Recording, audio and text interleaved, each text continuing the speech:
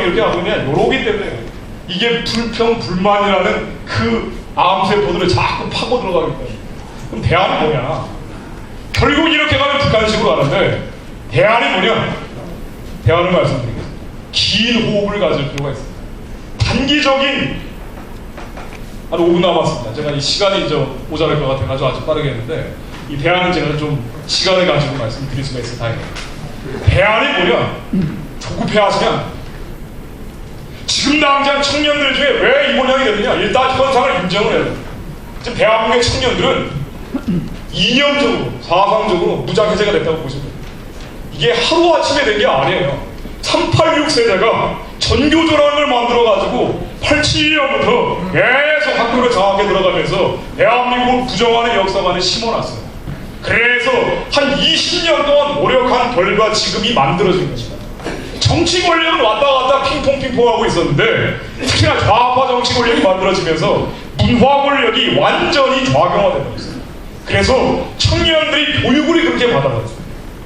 그러면은 이 사람들이 교정이 불가능한 사람이냐? 아닙니다. 제가 이 청년 대학생들 한 10명만 모여 있어도 그냥 제가 재차기 그래서 가서 얘기를 하고 오는데 아무리 좌경화된 청년들이라 그래도 1시간 정도 얘기하면 생각이 다 바뀌어요. 제가 대한민국의 민노당, 진보신당, 당원, 대학생 청년들까지 모아놓고 얘기를 한 적이 있어요. 끝나고 나면 저한테 형님 하면 그런 거 옵니다. 1시간이면 생각이 바뀝니다.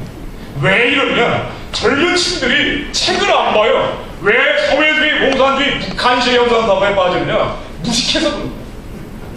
무식하기 때문에 감정적으로 선동된 거예요. 그래서 약간의 시간만 이 사람들한테 투자를 하면 다시 전향이 돼요. 단 문화 권력이 넘어가 있기 때문에 한 번 얘기를 듣고 세상으로 돌아가면 또 좌경화됩니다. 이게 문제입니다. 또 하나의 문제가 뭐냐? 나를 저 같은 사람이 TV 나가서 맨날 떠들어대는 세상이 바뀌겠죠. 그러나 TV에 저는 못 나가요.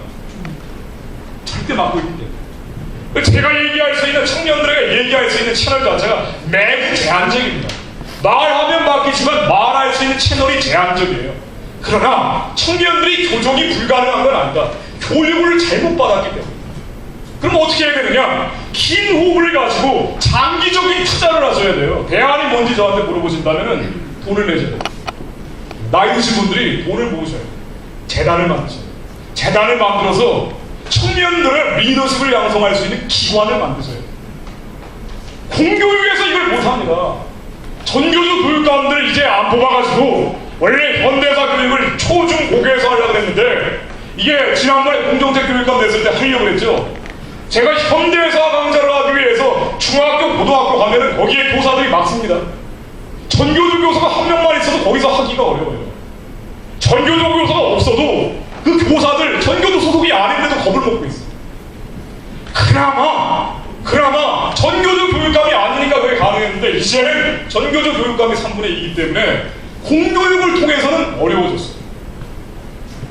물론 이명박 정권이 이걸 알아서 다 해주면은 걱정할 필요가 없습니다만은 제가 모두에 말씀드린 것처럼 이거는 기대하지 마십시오. 앞으로도 바뀌지 않습니다. 그럼 뭘 해야 되느냐? 공교육을 통해서 안 된다면 결국은 민간에서 우리가 할 수 있는 재력과 시간과 정력을 조금씩 모아서라도 센터를 하나 만들어야 돼요. 예를 들어서 광화문에 한 3층짜리 건물 하나 산다고 보십시오. 청년 대학생들이 여기에 와서 그냥 계속 이 좌파들의 안국동 느티나무 가부처럼 계속 와서 놀고 있는 거예요. 차도 마시고 맥주도 마시고 여기에서 가끔 계속 일주일에 한 번씩 아니 식견 있는 사람들이 와서 강의하는 겁니다. 청년 대학생들은 여기에 와서 차 마시러 맥주 마시러 왔는데 여기에서 가령 조갑대 사장이라는 사람이 강의를 한다고 돼 있어요. 가끔 와서 보는 거예요. 들어보니까 맞거든요. 청년 대학생들이 어떻게 그들을 교정시켜서 대한민국의 미래를 이끌어 나가게 할 것이냐? 긴 호흡을 가져야 돼요. 이게 단기간에 안 돼요. 근데 항상 제가 보면은 이 보수 우파에 계신 어르신들 얘기를 들어보면은 단기에 이번에 집회해야 하는데 청년 대학생 없냐고 물어보세요. 없습니다. 없어요. 교육을 시킨 적이 없기 때문에 사람이 없어요. 이 사람들 너무 답답하는 게 우파 정당 만들자 그러죠. 보수 정당 만들자 그러죠. 애국 정당 만들자 그러는데 사람이 없는데 어떻게 만듭니까? 교육이 먼저입니다. 교육이 먼저. 일제시대 때 애국개몽운동이라는 걸 했죠. 일제가 1945년에 끝나는데 1910년에 합병이 됐어요. 35년 동안 뭘 해야 됩니까? 무장항쟁 해야 되는데 지금 이명박 정권을 상대로 무장항쟁 할 수도 없잖아요. 근데 뭐 했습니까? 그때 애국 개몽운동을 했어요. 결국 알렸습니다. 국민들에게 알리고 그리고 지식인들을 키워냈어요. 그 사람들이 나중에는 대한민국을 만들어냅니다. 그래서 지금 대한민국의 애국 세력들이 뭘 해야 되느냐? 단기적인 성과를 기대하지 말고 장기적으로 긴 호흡을 가지고, 사실은 정권이 2012년에 좌파한테 한번 걸어먹을 수도 있습니다. 그게 한 10년도 통치할 수도 있어요. 그러나 거기에 이 왼쪽으로 오른쪽으로 흔들리지 말고 긴 호흡을 가지고 장기적인 투자를 하면서 청년들을 키워야 돼요. 이걸 하지 않으면 대한민국 미래가 없습니다. 없어요. 그래서 센터를 만들어요. 이게 저는 하나의 운동이 됐습니다. 센터를 만들어서 30짜리 건물이 안 되면 이게 왜 센터가 중요한 거 아니에요? 청년 대학생 교육이라고 해서 저도 많이 해봤어요. 그런데 어떤 특정 장소가 아니라 어떤 장소 하나를 빌려다가 아이들이 그때 한번 가르치면 그게 일회적으로 끝나더라고요. 하나의 교회 같은 형태가 나와요. 항상 여기에 오면은 그러한 정상적인 생각을 하는 사람들이 모여있다.